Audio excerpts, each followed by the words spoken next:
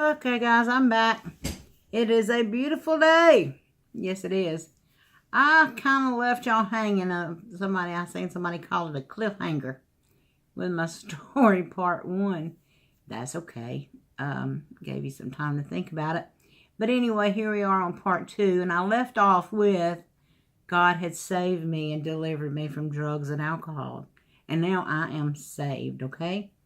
Yes, I loved it. And I just knew that everybody I knew would want to know what I had just found. I thought Jesus was the best kept secret in the world. So I started telling all my friends about Jesus. And they really didn't want to hear it. Actually, I had one time said, we used to never talk about God here. And I was like, I know. Isn't that sad? And she's like, no. You don't mix business and church. I'm like, yeah, you really do. As I told you, I was a manicurist and I had my own salon, so I knew I could talk about anything I wanted to. They told me before that I couldn't tell dirty jokes and, cuss when these Christians would come in. So now suddenly I'm not supposed to talk about Jesus. Kind of a catch-22, don't you think? But anyway, I realize for a lot of people, getting saved is enough, and they stop right there. All a lot of folks want is the assurance of going to heaven. But I'm going to tell you something, that was not enough for me. That's so hard knocks. When we fall hard. And I had fell hard. I had fell in love totally with Jesus. And I had some of my friends who were just so mad at me, they would literally cuss me out. Because I'm going to tell you, I was a big-time partier, and they loved to party with me because if I had a drink, everybody had a drink. I wondered many times how the bars in Birmingham, Alabama did not go under when I quit going. I had friends who would say, come on and go out with us. You don't have to drink. You can meet a lot of nice people there. And I was like, I done met them all. Some of them twice and thrice. I don't want to go. They would cuss me out. I had people who were Christians who would come into my salon, and I would be telling them about Jesus and what I was learning, and they would be like, oh, Sharon, you'll settle down. It'll wear off. And I was like, no, I don't want this to wear off. This is absolutely amazing. And, on Sundays when I would go to church, I would take notes, man. I had notebooks going out the wazoo. I took notes. Everything that preacher said, I wrote it down. Sunday morning, Sunday night, Wednesday night. So by Monday, every Monday, I had 3 new sermons.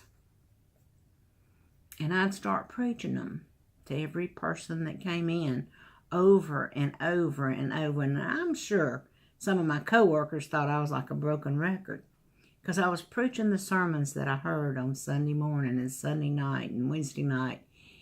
And while they might have got tired of hearing it, what was happening that I did not realize at the time, but it was getting the word down in me, down in my spirit man where it needed to be. And I didn't realize that until years later when I would start, ministering to somebody, and all of a sudden scriptures would just come out of my mouth and I'd be like, whoa, where did that come from? Well, what I actually realized later was it was the Holy Spirit. He had taken what I had learned and he would bring it back up in my spirit. Guys, I'm just going to tell you, if you don't learn the word, the Holy Spirit can't bring you a chapter or a verse that somebody may need to hear. We have to learn the word. And that was what I spent the next 5 years doing, was getting a firm foundation in the Lord. And I said, Lord, I'm not going to singles groups. I'm not going to date. I'm going to sit right here and wait for you. And I vow to you, God, I will never sleep with another person until the I do's have been said and that I know you have done what I asked you to do. And so I made a list and I put it in my Bible. And the very first thing on the list he would have to be a strong spiritual leader. Number 2 would be he would have to be able to love my children and treat them fairly. Number 3, hopefully that he would have children and I could love them. I wanted to be a part of a challenge in more lives than just the 2 that I had.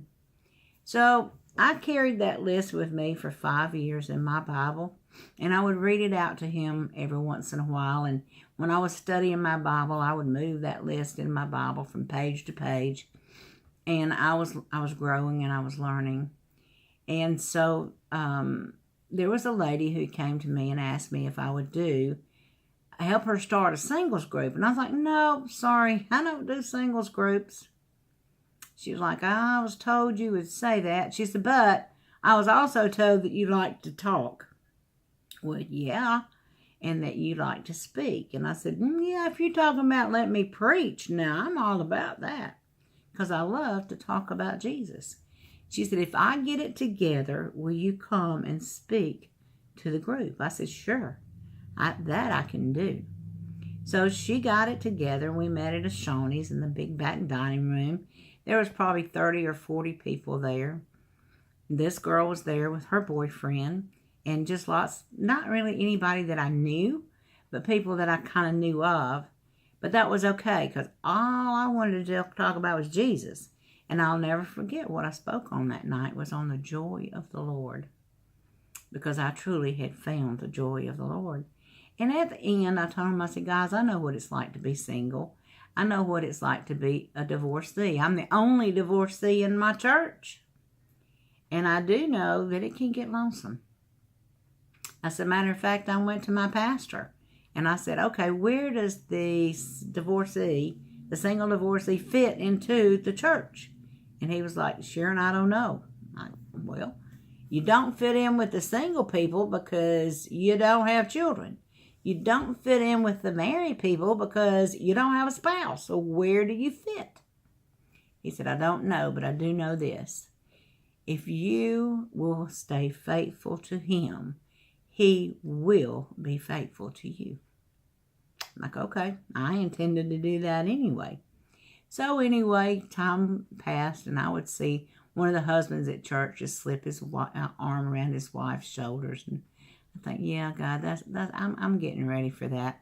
But then the preacher would get up and he would preach on the marriage. And I'd be like, Lord, this don't apply to me.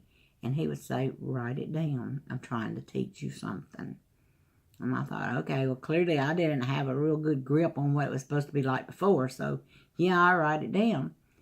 Well, I did that for, like I said, 5 years. And one night, my husband walked into my church up to where I was standing at the second row in the second seat, and where I had told the Lord I wasn't moving until the rapture come. Because I said, God, if you can save me from a burning fire, you can bring somebody in my life if you want them there. I will not help you one bit. And I meant it. So this man walked into my church, walked up to where I was standing at the second row in the second seat, and he leaned and whispered and said, are you saving that seat right there, or can I sit there? And I'm going to tell you, I knew right then. I said, I think I've been saving that seat for you for 5 years. Sit down. And I kind of laughed. He didn't. And he said later that he didn't really know what I was talking about, but I knew and God knew. I knew he had done exactly what I asked him to do. So we had our first date on August the 17th of 1982. Now remember, I said I got saved. I don't know if I told you the date or not, but it was October the 24th, 1982. And then we had our first date on August the 17th of 1982. No, our first date was 87 now because it had been 5 years. I'm sorry. But anyway, we planned our marriage after our first date on August the 17th for October the 24th, 1987. So not only did I have my 5th spiritual birthday that year, I had my 1st anniversary. And that's been 30 years ago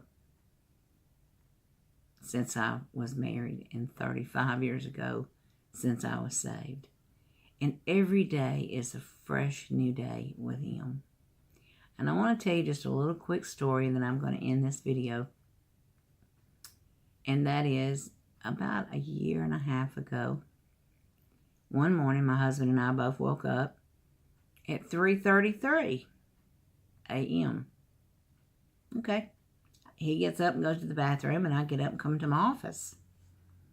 And we go back to bed. The next morning, again, we both wake up at 3:33 a.m. Okay, I came in my office, and he went back to the bathroom. And I sat here and I said, Lord, surely there must be a chapter or something you're wanting me to read with this 3:33. And He dropped Jeremiah down into my spirit. So I Googled it, Jeremiah 3:33. There wasn't one. I thought, okay, well, I missed that. But up popped Jeremiah 33:3. And here's what it said. You will call unto me, and I will show you great and mighty things which you do not know. And I was blown away. Because you know what? 35 years later, you think you've pretty much heard it all. But since then, I've had experience after experience in the mornings at 3:33 a.m. I went in and called my brother-in-law, who's probably one of the most godly men I know, and I said, Mike, Anita, this is a strange thing we got going on over here. I said, every morning the Lord is waking me up at 3:33. And I said, and then He told me, drop Jeremiah in my spirit. And I said, I looked it up, and it was Jeremiah 33:3. And He said, you will call upon me, and I will show you great and mighty things that you did not know. And I said, what do you think this means? And he started laughing. He said, well, I'll just tell you, Anita and I have been getting up every morning at 3:33. He said, and you're not going to believe this either, but a friend of mine from New York sent me a picture on his phone with his clock saying 3:33. And he said, it's a call to prayer, Sharon. He said, the Lord wants us getting up praying every morning at 3:33 in the Spirit. Now, I had told y'all I was Spirit-filled, so that means I pray in tongues. But that's okay. If you don't, that's all right. You're where God has you right now, and I'm where God has me right now, and we're okay. But anyway, I started praying. He said, and I know it's kind of hard to pray 15 minutes in the Spirit. I thought, not really. I've prayed longer. But, you know, when you pray, everything you know how to pray in English, and you pray that prayer, you turn it inside out, upside down, and you try to figure out another way to put it to God when you're praying about something very important to you or to someone you love and care about, and you just don't know another way to put it, you pray in the Spirit, and the Spirit, being the third person of the Trinity, knows how to pray. It's kind of like He knows the perfect prayer, and He gets the wheels turning on what it is your spirit is trying to say to God. It's nothing but a heavenly language given to you by God that nobody understands but God. Sometimes I don't even understand it myself. Most of the time I don't. Now, don't get me wrong. I do know in church, if there is a word given in church, it's supposed to be interpreted. Yes, it is. And if it's not interpreted, it's supposed to be interpreted by the person who gave it. But that does not mean it has passed away, because I'm living proof that it has not. We actually went to a church one time where they just didn't believe that the Holy Spirit would, you could just speak in tongues anytime you wanted to. That you had to wait for the Spirit to come upon you. Well, I took Him in as a resident, not as a visitor. He's there all the time. Now, I don't want to confuse you and get caught up on all that right now. I just wanted to share the rest of my testimony. I'll probably doing some Bible studies along the way. I'll probably doing some cooking. I'll probably doing some crocheting. There's no telling what I will do. I actually started out and named this channel a little bit of this and a little bit of that because that was kind of what God had dropped in my spirit. Now I've changed it to Bama grits, because I'm going to tell you something. If you ain't ever had any grits, you need to get you some grits and try them. If you don't know how to cook those things, message me. I'll be glad to tell you, because most people, if you don't know how to cook grits, they're not good. But if you know how to cook them, they are good.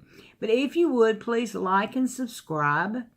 I'm really on a venture here to see what this channel can do and see what glory I can give to the Lord.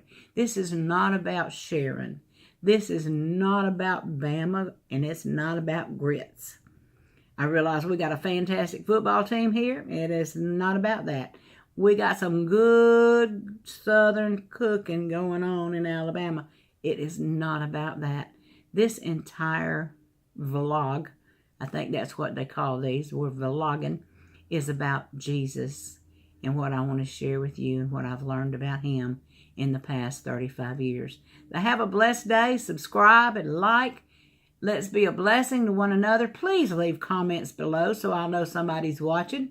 Have a blessed day, and I love you all. Thank you. Bye-bye.